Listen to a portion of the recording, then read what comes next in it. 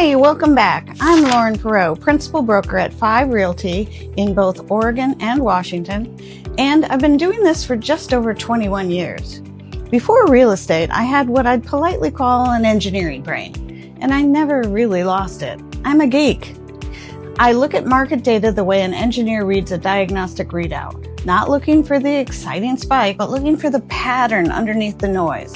Which is why this channel exists and why I spend a ridiculous amount of time every week pulling apart local MLS numbers instead of just telling you the market is great or the market is terrible, whichever sounds more motivating at the time.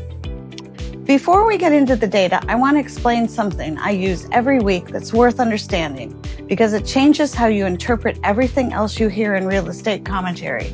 It's called a rolling average, specifically a 12-week rolling average. Think of it like this. If you wanted to know what the weather was really like in Portland this past season, you wouldn't look at a single Tuesday. You'd average out 90 days of temperature readings and look at whether that average is rising or falling. That's what a rolling average does for market data. I calculate a new 12-week average for each week going back in history, and then I plot those averages over time. That lets me see the actual trend, when it started, how fast it's moving, and whether it's accelerating or slowing down, without a single noisy week throwing off the whole picture. Sometimes we have a small data set. Weekly numbers can jump 30 or 40% in either direction just from school vacations and holidays. Rolling averages can't lie that easily. They take time to move, which is exactly why they're the right tool for this job. When a rolling average changes direction, I pay very close attention because it usually means something real is happening. All right, let's talk about this week. So here's the headline. The data I'm working with covers the Portland metro area, including Washington, Multnomah, Clackamas, and Clark counties for the week ending of February 23rd through March 1st, 2026. So basically last Sunday is the end of it. And there are two things happening simultaneously that I want you to hold in your mind at the same time because they're both true and they create a really interesting picture. Number one, inventory is still elevated compared to a year ago. We have more active listings on the market right now than we did at the same point in 2025, and homes are taking longer to sell. That part of the story favors buyers. Number two, buyer demand is picking up. New pending contracts are rising. Total pending is starting to recover, and active inventory is now falling week over week from a recent peak. That part of the story is closing the gap. So if you've been sitting on the sidelines waiting for the most favorable market conditions as a buyer, the window may be starting to close. And if you're a seller who's been frustrated with how long things are taking, the data suggests patience may actually be paying off right now. Let me walk you through exactly what the numbers say. So here's interest rates. Let's start with the mortgage rates because everything else flows from here. I track on-point Federal Credit Union's published rate each week as my benchmark because it's a local number. The 30-year fixed conventional rate this week is 5.625% with a half a point for an APR of 5.723%. That is unchanged from where we were 2 weeks ago and from 3 weeks ago. For 3 consecutive weeks now, we've been sitting right there at 5.625% on the 30-year fixed with some fluctuation in the points. Rates are steady. Now, I know some of you are waiting for rates to come back down to 4% or wherever they were in 2021. I understand the impulse. We all remember how wonderful it felt. But here's the thing. The buyers who are winning in this market right now are the ones who've recalibrated. They've done the math at today's rate. They've found a price point where the payment works and they're acting. Meanwhile, the people waiting for a dramatically lower rate are watching inventory come down and prices hold. There's a real cost to waiting, and it's not always measured in interest rate points. I don't have 12 weeks of rate data in our tracking file yet, so I'm not able to run a rolling average on rates specifically. But what I can tell you is that 3 weeks of stability at this level is itself a signal. Rate volatility has settled, and the market is adjusting to this new normal. So let's talk about active inventory. I call this the faucet side. Think of the housing market like a bathtub. Supply is the faucet, new listings pouring in, plus everything that was already sitting there. Demand is the drain, buyers pulling homes off the market through pending contracts and closings. Right now, the tub has more water in it than it did a year ago. But here's what's interesting. We appear to have hit the high water mark, and the drain is starting to keep up. This week, there are 5,808 active listings in the Portland metro and Clark County area. 1 year ago at this same point, there were 5,104. That is 13.8% more inventory year over year. On the 12-week rolling average basis, we're at 5,706 listings versus a rolling average of 5,177 a year ago. That's only a 10.2% increase. So inventory is definitely higher than last year. That much is clear. But here's what I want you to pay attention to. 4 weeks ago, the 12-week rolling average on active listings was 6,085. Today, it's 5,707. That's a decline of 378 homes, almost 400 fewer homes on a rolling average basis in just 4 weeks. The faucet is still running, but the tub is actually draining. That is not coincidence. That is the spring market activating, and it's showing up in the rolling trend earlier than I typically see it. New listings this week came in at 603 compared to 456 the same week last year. The 12-week rolling average for new listings is 434, up from 382 a year ago, a 13.6% increase. More sellers are entering the market, which is normal for this time of year. The question is whether buyers will absorb them, and based on the pending data, they're trying. Now, let's talk about buyer demand. That's the drain side. New pending contracts this week, 637. Same week last year, 520. That's a 22.5% increase year over year on a single week basis. Now, I want to be careful here. 1 week is 1 week, and buyers coming off the winter slowdown can produce some pretty dramatic jumps. But the rolling average confirms the direction. The 12-week rolling average on new pending contracts is 484, up from 467 a year ago, and the trend has been consistently rising over the past 4 weeks, from 441 to 484. That is genuine momentum. Total pending contracts, the running scoreboard of everything under contract right now, stands at 2,831. That compares to 2,815 a year ago, essentially flat year over year. But the 12-week rolling average tells a slightly different story. 2,427 now versus 2,521 a year ago, which is a 3.7% deficit. So on a sustained basis, the pipeline is a touch thinner than last year. However, and this is important, the 4-week trend on total pending is rising. We went from a rolling average of 2,333 4 weeks ago to 2,427 today. The pipeline is rebuilding. The buyers are coming back. Think of it in football terms. We've been playing defense all winter, and the offense just took the field and they're gaining yards. I'll be your quarterback. Homes sold. 587 homes closed this week across the Portland Metro and Clark County. Same week a year ago, 554. That's up about 6% year over year on a weekly basis. But let me be honest with you. The weekly sold number is one of the noisiest figures in this whole data set. Closings happen in waves, a slow week followed by a big catch-up week. The 12-week rolling average is the honest number, and it tells us that closings right now are running at 367 per week, essentially identical to the rolling average of 367 1 year ago. The volume on closings on a trend basis is flat year over year. What that means is that while inventory is up, transactions are not meaningfully different. That's your first hint that this market is absorbing supply about as fast as it's being created. Days on market is the patience metric. This one deserves a careful look because it tells a two-part story. The average days on market this week is 74 days. 1 year ago, it was 64 days. That's a 15.6% increase. Homes are taking longer to sell on average. The median days on the market is 34 days versus 24 days a year ago, a 41.7% increase. Now, here's where it gets interesting. If I look at the Excel tracking data over the past several months, average days on market peaked around 84 to 85 in mid to late February and is now pulling back to 74. Median days on market hit 66 just a few weeks ago and is back to 34. That is a significant snapback. Homes that were sitting for 60 plus days at the median are now moving in 34. That's not a random fluctuation. That's buyers who spent the winter watching and waiting. They're finally starting to act. For sellers, here's what this means practically. If your home has been on the market for 45 or 60 days and you're discouraged, the context matters. The market average was above you a month ago. As buyer activity picks up, homes that are correctly priced and well presented are getting traction again. And if you're not getting showings, the answer is almost certainly price, or you need to do something about the condition. And that brings me to price reductions. So sellers are adjusting. There were 560 price reductions recorded in the past 7 days. That compares to 479 at the same point last year.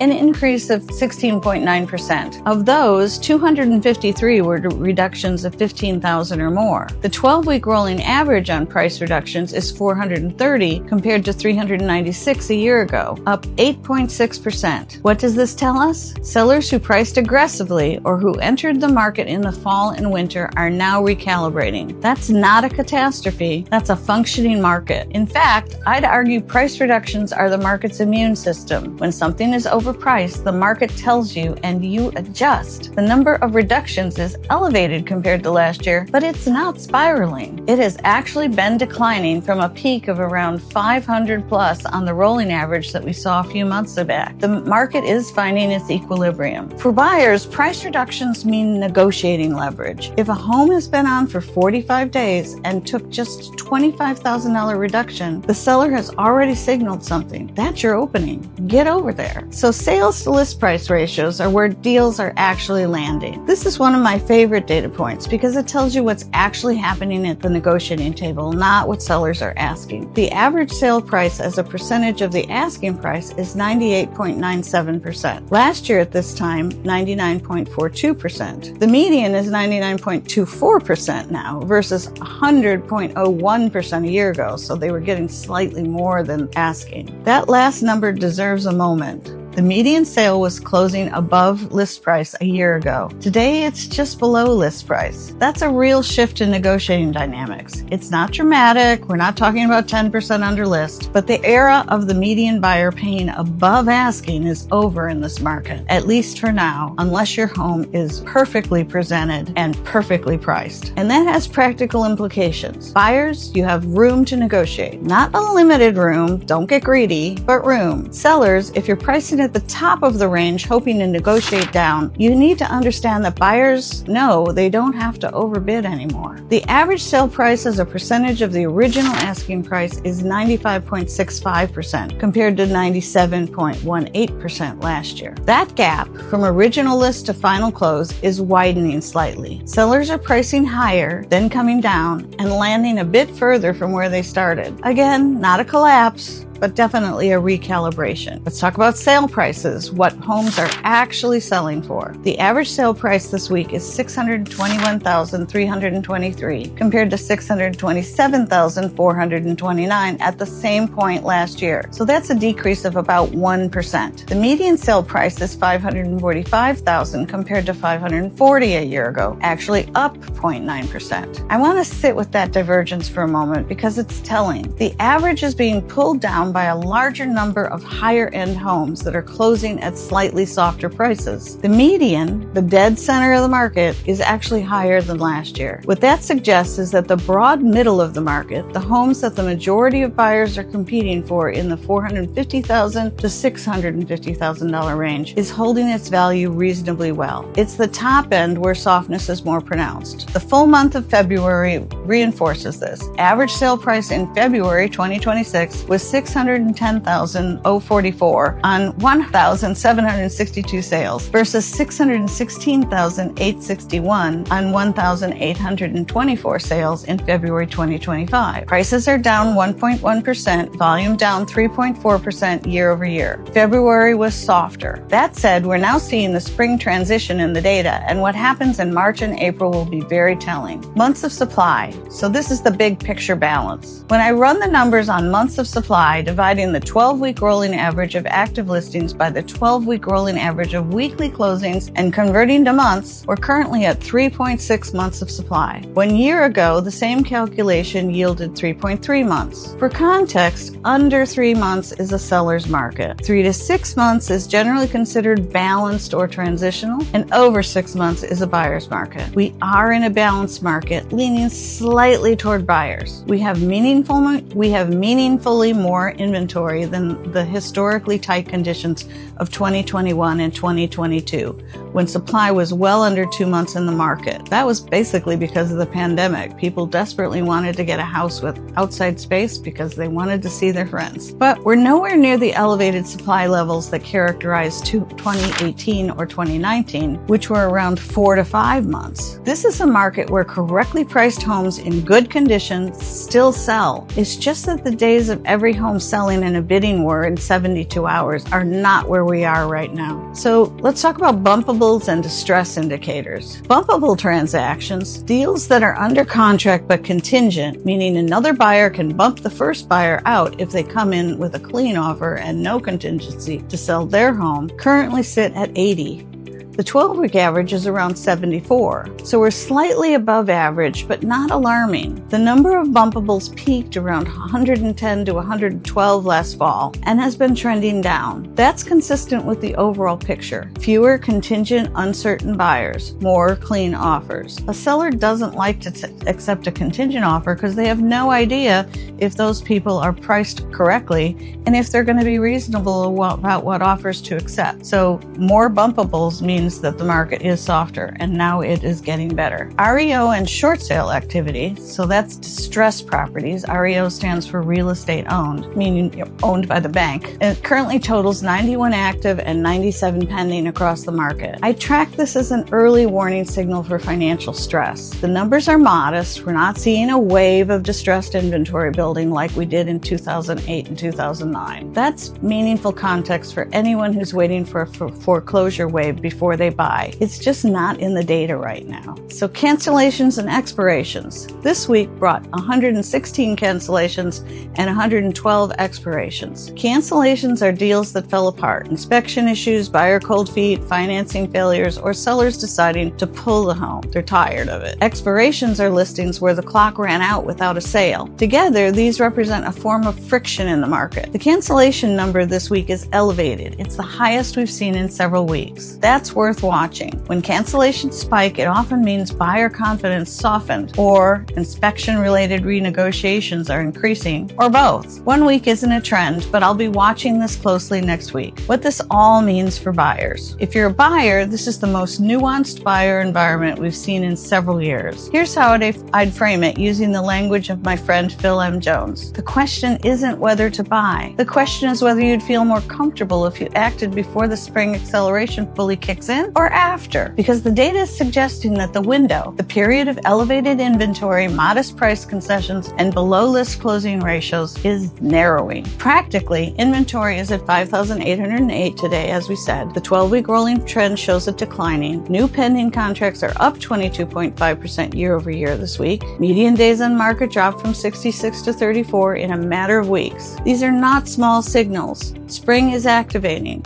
If you've been approved, you know what you want, and you found the right property, the risk of waiting for a better market is real and measurable. That said, you do have negotiating room right now that you didn't have in 2022. Use it. Don't overpay just to win, unless that house is absolutely perfect for you. But don't let the feel of the market turn you into someone who waits so long that you price themselves out. What this all means for sellers: if you're a seller, here's the honest assessment. Pricing precision is more important today than it has been in years. With average days on market at 74 and median days on market at 34, the market is polarized. Well-priced homes are moving in a month. Overpriced homes are sitting for 2 or 3 months and needing price reductions. And that's 95.65% of original list price is telling you that the longer you overprice, the further from your goal you end up. The good news: inventory is starting to decline. Buyer activity is picking up. If you price correctly, present your home well, and list it in the next few weeks as the spring market accelerates, you have real momentum behind you. March and April are historically the strongest months in this market. The rolling data suggests we may be entering that window a little bit early this year. For move-up sellers, people who own a home and want to buy a bigger one, this environment is actually interesting. You're selling in a market where you have some pricing flexibility and buying in a market where you have some negotiating leverage. That combination doesn't happen very often. If you've been waiting for the right time, this is worth a serious conversation. So the bigger picture. Let's step back for a moment, because I think it's worth framing where we are in the cycle. The Portland Metro went through a dramatic correction from 2022 to 2023. Prices fell, inventory surged, and buyer confidence collapsed along with affordability. Those high interest rates were killing it.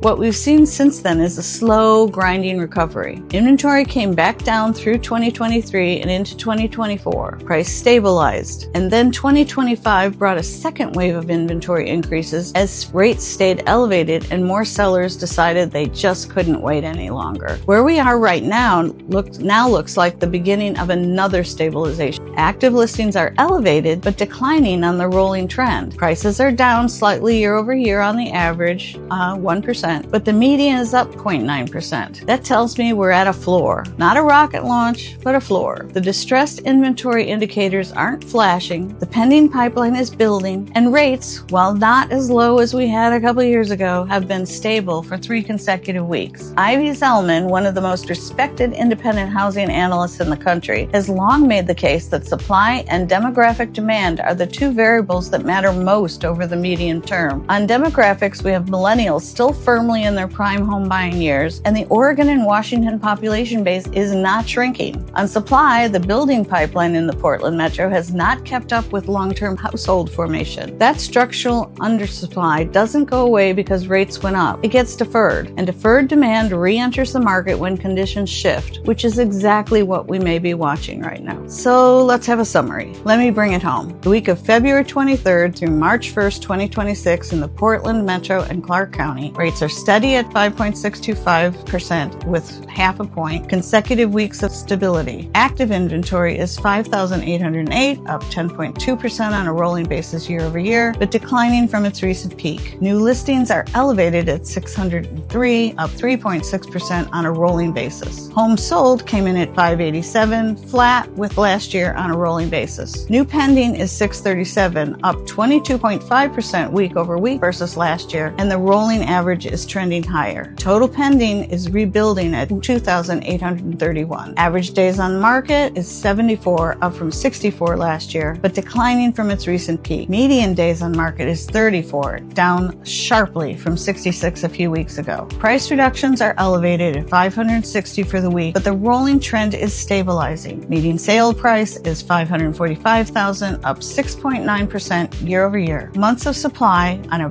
rolling basis, 3.6 months, balanced market, leaning slightly buyer favorable. So the spring's pivot is showing up in the data, and it's showing up early. The question isn't whether the market is moving, it's whether you are positioned to move with it. If you found all this information useful because you're a geek like me, subscribe to this channel, Lauren Perreault, Realtor PDX, because I do this every single week, and the data only gets more useful as you watch it build over time. The full written breakdown is posted on my blog at pdxhomesforsale.com.